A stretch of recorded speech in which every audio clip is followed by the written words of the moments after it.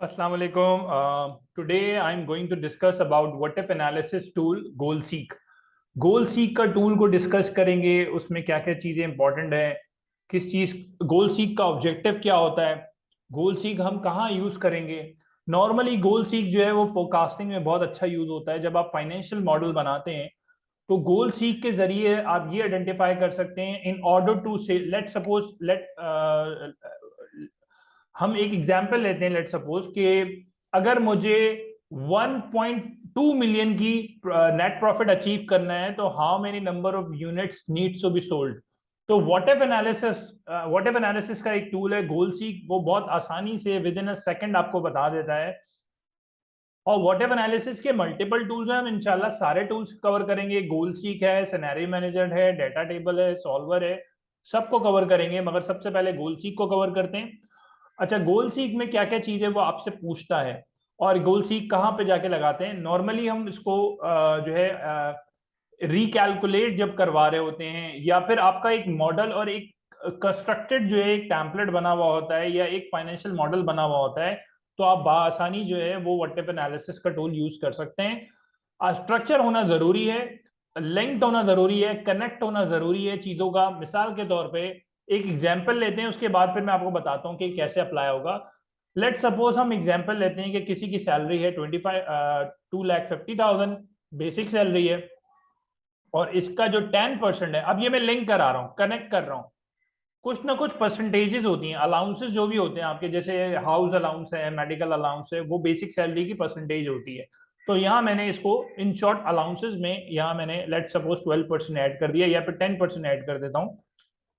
अच्छा, cross salary क्या होती है? Cross salary normally basic salary में आप ऐड करते हैं अलाउंसेस, तो क्रॉस सैलरी आ जाती है।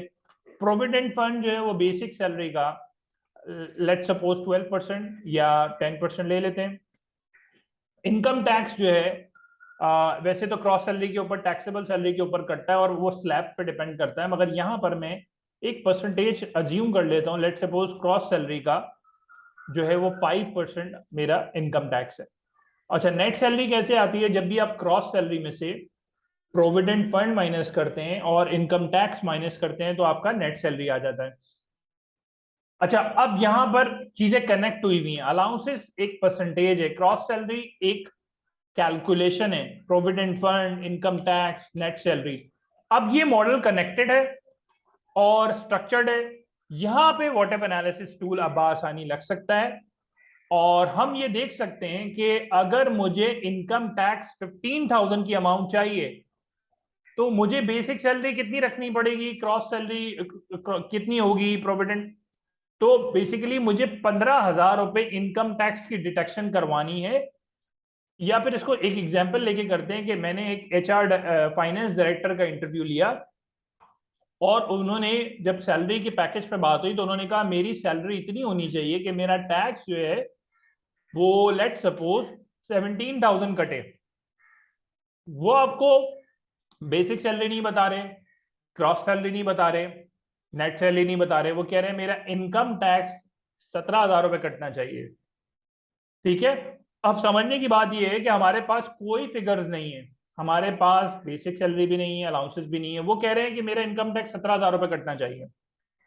अच्छा, दूसरी एक और एग्जांपल भी लेंगे, उसमें हम नेट सैलरी के ऊपर भी बात करेंगे, मगर 17,000 रुपए में यहाँ कैसे लेके आऊं।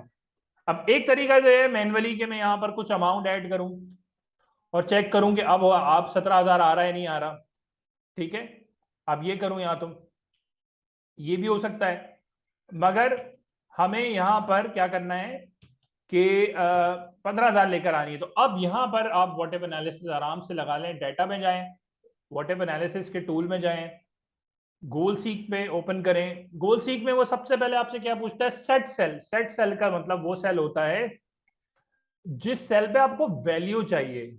आपको वैल्यू चाहिएगा, आपको वैल्यू चाहिए इनकम टैक्स वाले सेल में। तो आपने क्या किया, C7 सेलेक्ट कर लिया, या फिर एक छोटी सी विंडो इस पे क्लिक किया और इस सेल पे क्लिक कर दिया, तो ये खुद ही सेलेक्ट कर लेगा आपको। मैं दोबारा से करके बताता हूँ। व्हाट इफ एनालिसिस, ये छोटी सी विंडो पे क्लिक किया, इस सेल पे क्लिक किया, तो देखिए रेफरेंस खुद बना लिया C7, आपने एंटर किया, ये इसने सेट सेल ले लिया। अच्छा, टू वैल्यू का मतलब ये होता है कि इस सेल को आप कौन सी वैल्यू पे लेके जाना चाहते हैं? हम लेके जाना चाहते हैं 17,000 पे। मैं ये चाहता हूं सेल नंबर C7 पे, जहां पे इनकम टैक्स की डिडक्शंस हैं, उसकी वैल्यू 17,000 रुपए आए। अच्छा, अब वो ये कह रहा है कि by changing cell. By changing cell का क्या मतलब? किस सेल को मैं चेंज कराऊं? तो नॉर्मली ये सेल वो होता है जहां पे स्ट्रक्चर जहां से स्टार्ट हुआ होता है, और स्ट्रक्चर स्टार्ट कहां से हुआ है? बेसिक सैलरी से। तो मैं यहाँ पे इस छोटी सी विंडो पे क्लिक करूंगा और बेसिक सैलरी का सेल लेके एंटर कर दूंगा।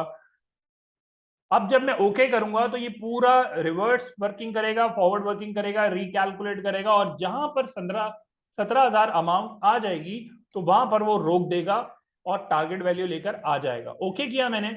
अब आप देखें, इसने फौरन विद इन अ सेकेंड से भी कम जो है कि रिकैलकुलेट कर दिया, और कह रहे हैं जब उनकी सैलरी 3,09,91 होगी तो उसका टैक्स कितना कटेगा? 17,000 रुपए कटेगा। और टारगेट वैल्यू लेकर आ गए, करंट वैल्यू हमने इसको दे दी थी, 17,000 हमें चाहिए थे। अब एक दूसरा केस लेते हैं। दूसरा केस ये है कि मैंने जो है एक ऑफिसर अपॉइंट किया है, तो वो कहता है मेरी सैलरी जो है, नेट सैलरी वो होनी चाहिए 35,000। अच्छा, वो कहता है मुझे इनकम टैक्स से गर्ज नहीं है, मुझे प्रोविडेंट फंड से गर्ज नहीं है, मुझे अलाउंसेस से, मेरी net salary, take home salary, cash transfer या बैंक ट्रांसफर या टेक होम सैलरी जो है वो 35,000 होनी चाहिए। तो मैं ये काम व्हाट एनालिसिस से आराम से कर सकता हूँ। सेट सेल अब मेरा नेट सैलरी होगा, टू वैल्यू मेरी 35,000 होगी कि मुझे इस सेल के अंदर 35,000 चाहिए। चेंजिंग सेल वही बेसिक सैलरी। ओके किया तो रिकैलकुलेट करके वो 35,000 विद इन अ सेकेंड लेकर आ गया है। अब ये फाइनेंशियल मॉडल में कैसे अप्लाई करना है? जब मैं फाइनेंशियल मॉडल कराऊंगा, थ्री स्टेटमेंट कंप्लीट मॉडल कराऊंगा, तो उसमें हम देखेंगे हमारी अजम्पशंस, इनकम स्टेटमेंट और बैलेंस शीट, कैश फ्लो, सारी चीजें लिंक्ड होंगी, कनेक्ट होंगी।